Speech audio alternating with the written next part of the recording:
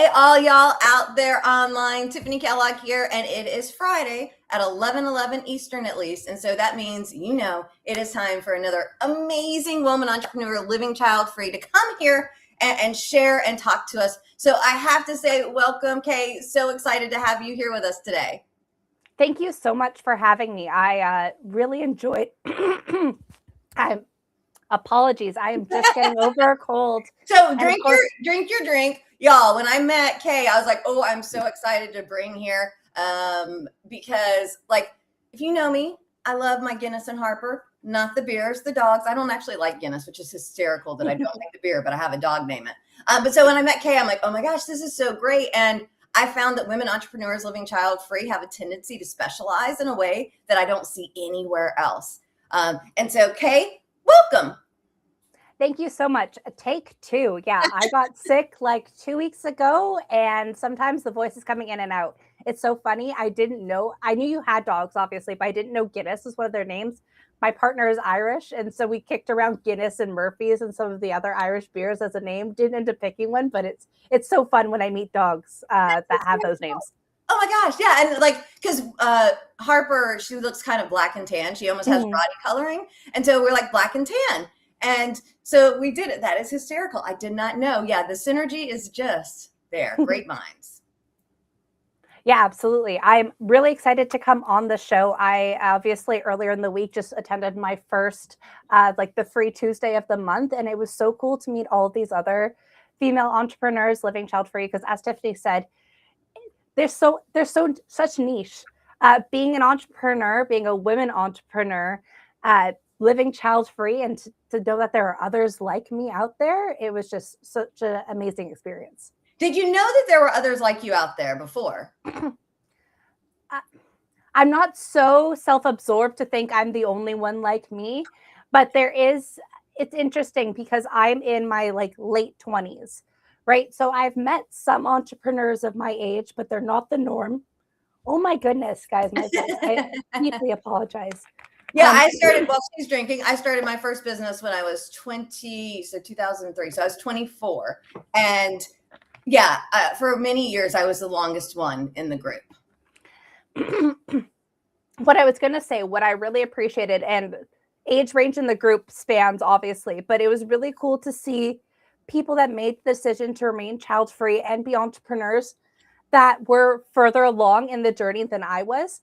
Because, of course, at my age, and I believe if anyone staunchly says, oh, yeah, I'm child-free or I'm an entrepreneur, believe them. Please don't say, like many people told me, oh, you'll change your mind, right? So I'm never that person. But it is, with my age, a lot of people that are child-free are just child-free because they haven't necessarily made the decision. It's just where they're at in life. So to meet others that have consciously made that decision, super cool. And I love that. And kudos to you. And, people always say well, what if you change your mind? Well, you can change your mind. That's the whole joy of being a human. But some of us, we're not as likely to change our mind as others. And yeah, there's no point in trying to convince people if they're like, I want to be this way, let them be that way. And if they change their mind, who cares? Seriously, let's be nice. Absolutely. And I would rather somebody change their mind regretting not having had kids than the other way around, because that's just not fun for any of the humans involved, Yeah, 100%. I was reading in a group the other day and somebody was like, I really regret having kids. And I'm like, please don't tell your kids that. Because she's like, I want to sit them down and talk to them about that. And I'm like, no, kids. You brought them into this world. It doesn't matter if you regret it or not. You are responsible, which is funny that we're having this conversation, because as you go get a drink of water, if you need it, or a spoonful of honey, it's interesting because we are going to talk about other kind of kids for some people that, yes, because you don't want to regret it. And those people have a tendency to give away more. But to me, when you have the responsibility of bringing a life into your care, you're signing up for something. But I digress. Okay, we're all over the place today. Tell us a little bit about who you are and what you do. But I think I need to start with what nobody knows about you, because I think that will help us lead in a little bit. So, yeah.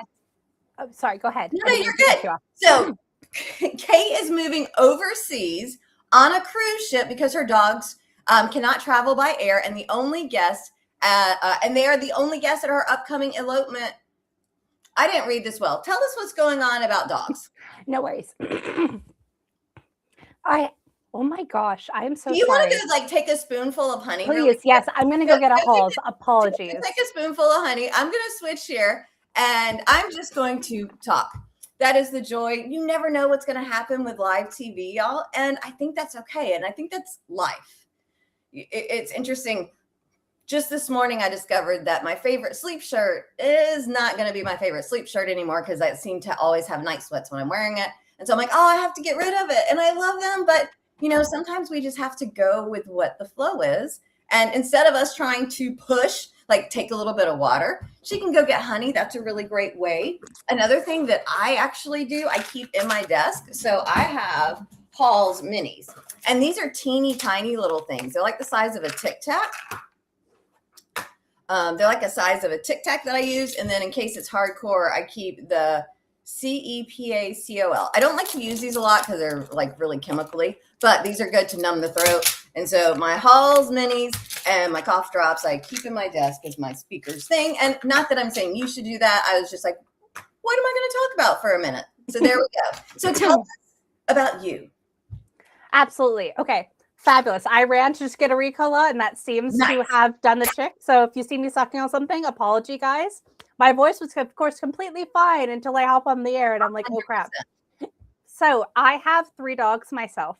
I am a dog trainer by trade, a virtual dog trainer. I have a long story about how I got here, but my partner is Irish, and this all feeds into why I'm doing what I'm doing. The 3 dogs that I have, one is a Silken Windhound, the other is a French Bulldog, and the third is a Cavalier King Charles Spaniel. And for anyone who kind of knows things about dog sizes, only one of those fit in cabin. So the other 2 would have to go in cargo if we went by air. And Frenchies, due to them being kind of smushy nose breeds, brachycephalic, they're not actually allowed in cargo in like most or all airlines because it's a health issue, right? Due to breathing. So our options are take a private jet, or there's one cruise ship in the entire world. The cruise line is Cunard, and the cruise ship is Queen Mary 2. There's 22 kennel spaces, and they do a couple of transatlantic sailings a year. So we've been on the wait list for like 2 years, and we're set to go in October, which means that we need to get across the continent to New York, get on the cruise ship, go to Southampton, and then take the ferry from the UK to Ireland, where we're relocating to. And of course, I am dog obsessed, and I'm not getting married without my dogs. So when we elope in a couple months from now, they're the only 2 only guests we'll be having at our wedding. Now, will you like have paw prints of them witnessing the wedding as like your I need to do some research. Okay, so what was going to happen was a few years ago when we got engaged and started making these plans, we were going to go down to Colorado. But travel has become a little bit more difficult. And with the 3 dogs, we're like, okay, let's just get married closer to home. Because in Colorado, you guys are so fortunate in the States where your dogs can actually be witnesses. So legally, they can be because you don't need witnesses in Colorado. So that was the original plan. In this case, I've hired 2 dog wedding chaperones, basically people that are just hired to attend our wedding with our dogs. So they'll be our witnesses instead. Just because we don't have that function in BC as many of the states have. We do need people signing being like, yeah, those 2 got married. And so tell us a little bit about what you do, because you're not just a dog trainer, right? Yeah. So I'm trying to say, how do I say this succinctly in a way that makes sense without all of the jargon? Because I totally sympathize with everybody that is like, dog trainer, behavior consultant, dog expert, all these things. What do they mean? And it is a tough industry because while there are certifications, it is wildly unregulated. And so it can get super confusing.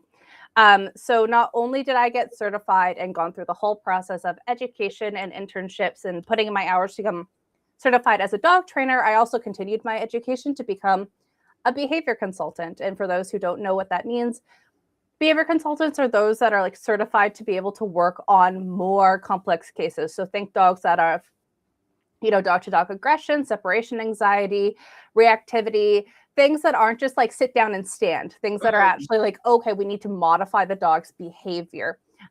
which can get kind of complicated. And what I actually specialize in as well is, for lack of a better term, canine life coaching. So I not only help you with let's change your dog's behavior, but let's change your dog's life for the better. Let's take a look at the systems in your dog's life and in your life to make it so it's actually feasible to complete the training. We take a look at how does health feed into this and what their schedule looks like and all of these things. And this all stems from my first dog, Frodo, who was a reactive rescue. Sorry. Yeah. Frodo, No. Sorry. I'm a major nerd. So my first dog was Frodo. My current dogs are Velma, Kronk, and Lilo. And yes, that definitely ages me of what generation I'm from. Yeah. But yeah, so Frodo is a reactive blue heeler mix, a rescue from Texas. And he came up and he had heartworm. He was reactive to dogs and people. Yeah, so I'll get into heartworm in a second for those who don't know. Ugh. And he also had canine compulsive disorder, which I discovered after, basically meaning that he compulsively chased his tail and barked at shadows. So it was complicated. And how I became a dog trainer was that kind of pipeline of having a dog with really big feelings and really complex, and spending thousands of dollars going to different vets, different trainers, and not everyone had the whole answer. So I'm one of those people that I started my business because I want to be the person that I didn't have back then. Yeah. So it really is kind of like my mission in life, very heart-led. So before you continue on the story, because I don't know that people watching, blue heelers are not a very common breed. Australian cattle dog. If you know what Bluey is, like the children's show, is that kind of dog. See, I don't have kids, so I'm like, oh, I didn't even realize that. I wanted the people watching this, if you don't know, these are working dogs. This isn't like I had my like Maltese were what my mom had, and these are lap dogs. They don't want to do anything. They don't want to go anywhere. They would just want to sit there. Blue heelers are like the freaking Energizer Bunny, I think. No, absolutely. It is not recommended for first-time dog owners. I'm not going to sit here and say for everyone's situation that do not get it, but it's not for the faint of heart. And coming into this, similarly to Tiffanie, I always had Pomeranian mixes growing up, right? So I was used to the small little dogs. And how I even got Frodo was I was living in Whistler. For those that don't know, it's like a ski town in BC, working in adventure tourism. And for people that don't know what BC is, because British Columbia. British Columbia, Canada. Because like if there's Americans here and they have no clue because they're very self-absorbed. But like the Europeans and Africans that watch may not know that. So that's the west side of West Coast. Yeah. So yeah, quick overview. So painting a picture. So Canada, country above the US, and British Columbia is our westmost province. So right up against the Pacific Ocean. And also fun facts of it's also like the warmest place in Canada. So it's like the Pacific Northwest. So for like the people from the USA, like think Washington State and Oregon, it's like that kind of weather.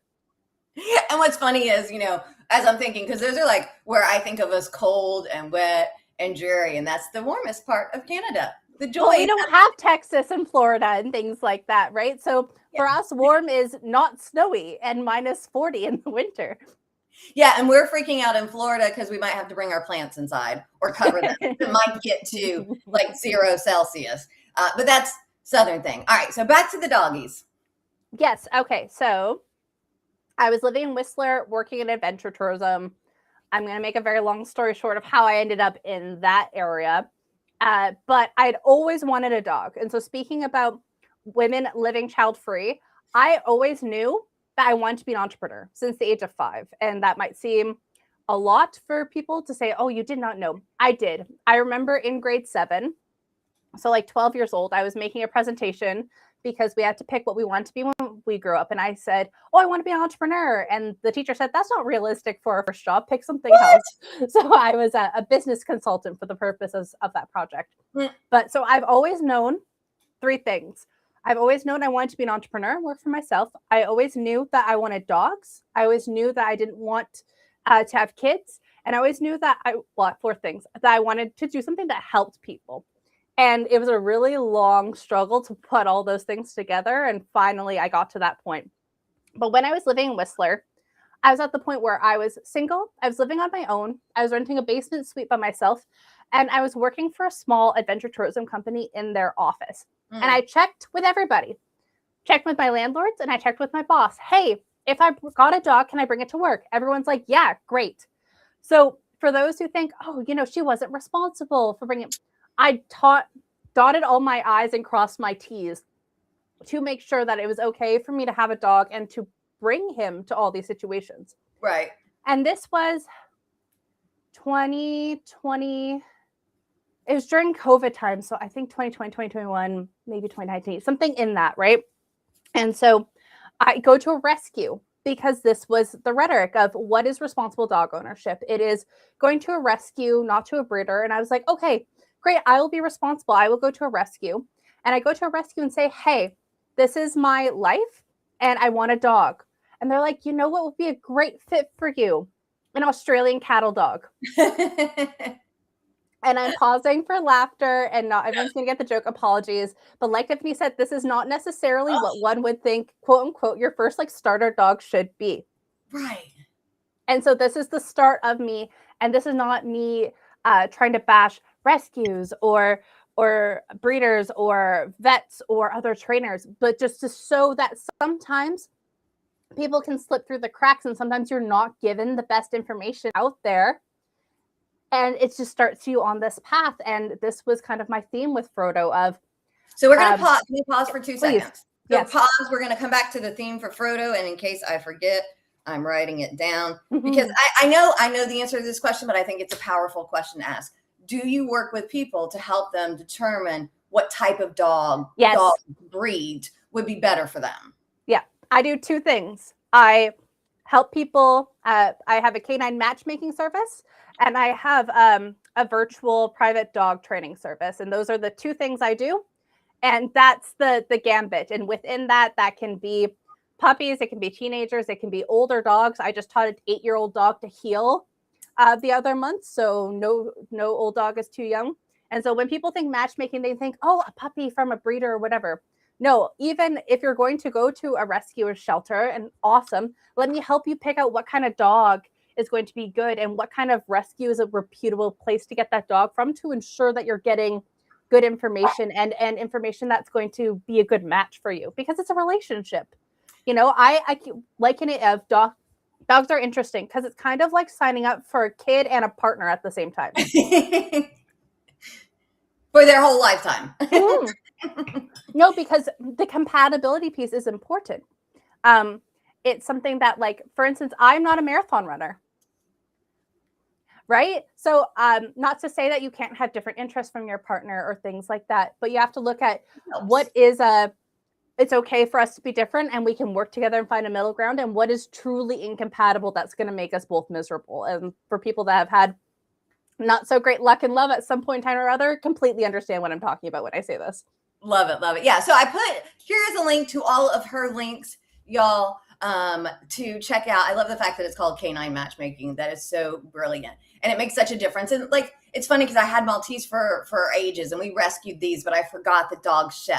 And because it's been so long and I'm like, oh my gosh. And they're Chihuahua mixes. So they shed, or she sheds. Oh, short hair? That's the worst. People a lot. People think it's the long fluffy dogs. No, the worst shedders are the short hairs. Yeah. Oh, beagles, Chihuahua. Yeah. Anyway. But so check her out. So I interrupted because I knew you did this and I wanted to share. So the theme with Frodo, getting us to the other side of the stuff that you do.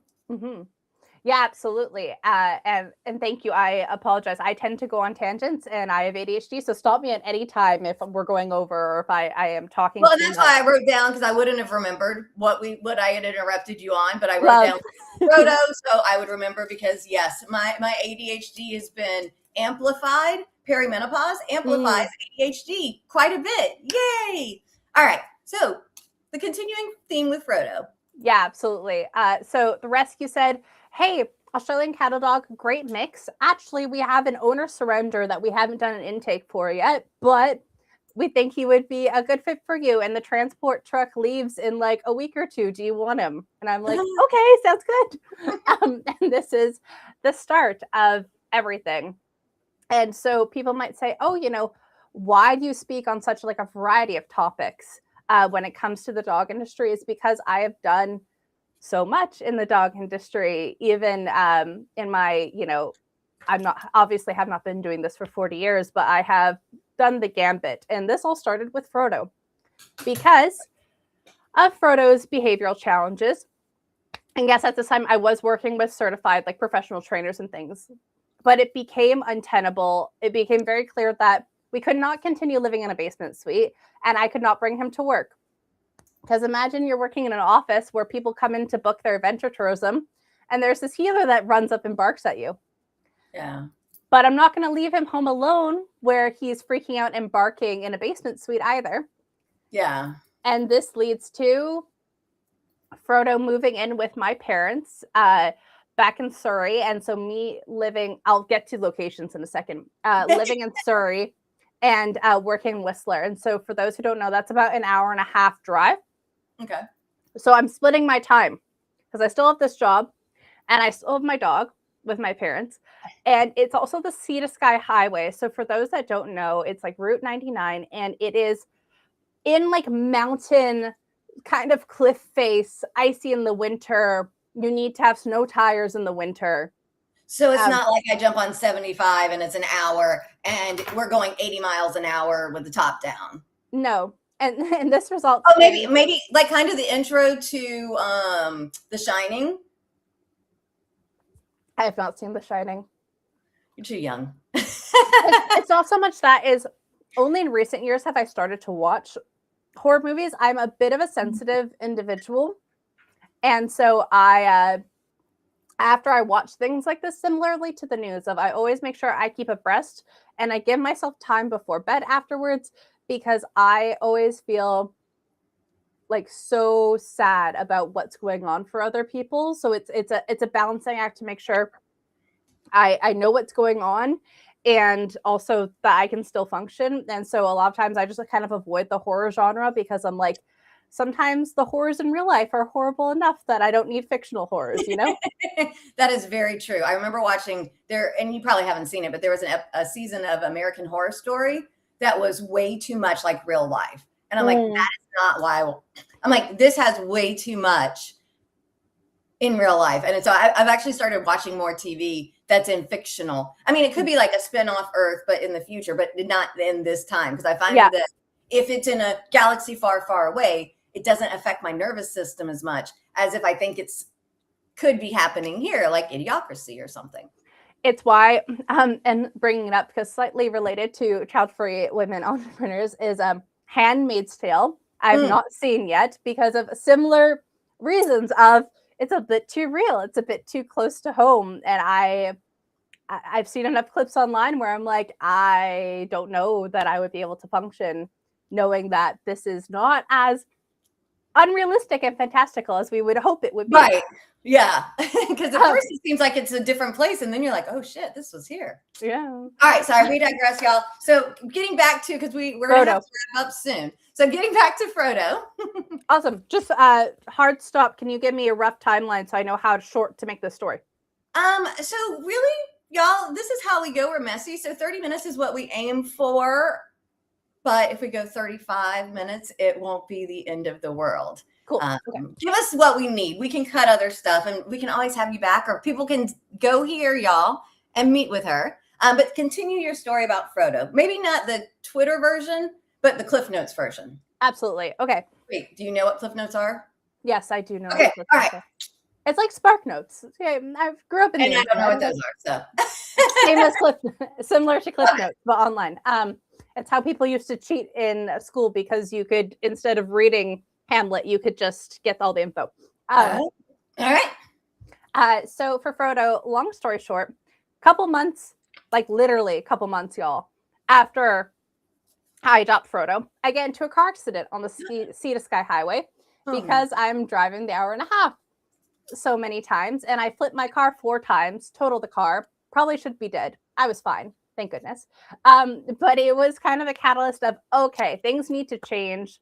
It's not sustainable to be doing this. So I made the decision to quit my job, move back in with my parents, with my dog, finish my business degree, pursue formal education in becoming a dog trainer. which led me to all the various jobs of working for other people as a dog walker, as a boarding kennel facility manager. Well, I'm going to pause just for a second, coming back to these jobs, because if you're watching this in the comments, how many of you are thinking, I know parents less responsible that have kids? And I don't usually go there. It's not about bashing parents, but I love the responsibility that you had and the commitment that you made to, this is a life-changing decision. This is somebody I'm bringing in, and this is my life now. And I kind of feel like that's how it should be for pets and kids. So you did the dog walker and. Yeah. So finished my business degree, graduated from business school, and became a dog walker because I was setting myself up to become a dog trainer.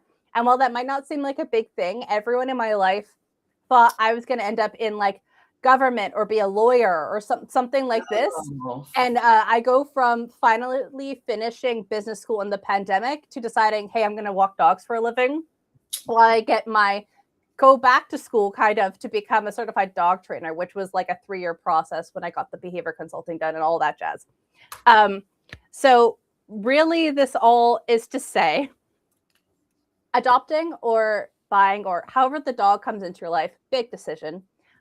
They teach you a lot of things, and similar to children, but not to the same degree, you will likely need to make lifestyle changes to accommodate your dog, because even if you do not have a Australian cattle dog, even if you have a little Maltese or my kid's a Cavalier, what have you, they still have their needs, and you still need to make sure that when you sign up for that responsibility, that you're making a lifestyle that works for both of you. And that will be my like neat little bow that I tie this in.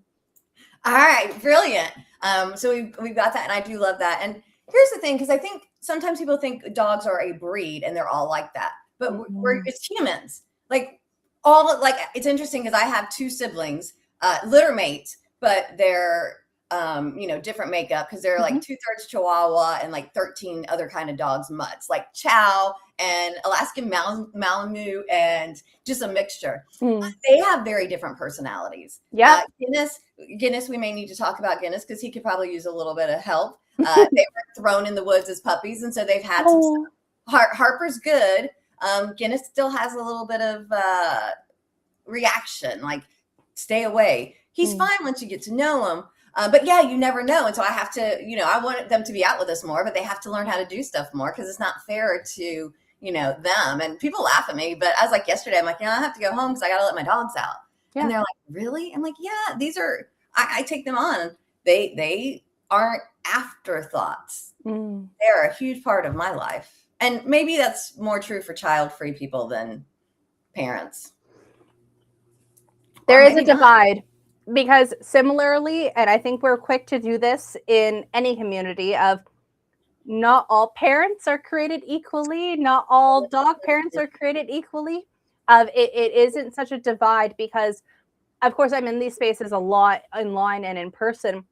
And so there are pet parents that they have their kids and they don't like their dog anymore. And then there's some that are the opposite, that are like, no, my dog is just as much as my kids. So I think a lot of it actually does really come down to the individual. And similar in the dog space, some people are, you know what, my dog lives outside, doesn't know what a leash is, isn't vaccinated, and, they live their life. And some are like, my dog does not go outside without putting booties on and a jacket. And this is not me sitting here to judge and say one is better than the other, but it is such a gambit. And speaking to your 2 litter mates, part of why I do my matchmaking service is because think about your siblings. I know I'm not the same as my 2 younger brothers, and this is the case with dogs too. I remember my Frenchie's breeder, she was super cool that she had a webcam, so she live streamed the puppies for like 12 hours a day. So before I got Kronk, I thought I was going to get his one sister, and then I thought I was going to get his other sister, and then we together settled on him, because both myself and the breeder, and this is why it's so important to choose your source well, was evaluating what their personalities look like. And we just determined, his sisters wouldn't have been a good match, and so this is just, and same thing with rescue dogs. It doesn't have to be breeder specific, but like each individual dog is their own individual, right? Yeah. Yeah. And I think that when people remember that, it makes a huge difference. And I'm sure you have such all kinds of wealth of stuff. So y'all go check her out. Here is her link tree. And while you're online, definitely also come hang out at our Facebook group for our women entrepreneur living child free. I know Kay mentioned she got to come this month. And I know you talked a little bit earlier when my internet was acting up, but is there anything else you'd like to say about the Women Entrepreneurs Living Child Free, your experience with the event, the opportunity to network with women? It was amazing. I think that so much, but I'm going to try and condense it as much as I possibly can. When you get into entrepreneurship, and I can say this even though I am a younger person, I have been following entrepreneurship and people in this spaces for well over 2 decades at this point, both when I was a student and now my professional life. And so much is geared towards men. So, like, not even taking the child-free part of it, I'm going to get to that in a second, but even the women part of it, I would go through school and be in entrepreneurship classes and speaking to other entrepreneurs, and the amount of people that we'd encounter where it would be men. I remember I'd be in a class of, say, like 60 to 70 students, and, you know, maybe a quarter of us, not even, were women. And then we'd have our 7 groups of, you know, doing our projects or whatever, and I would be the only women group leader.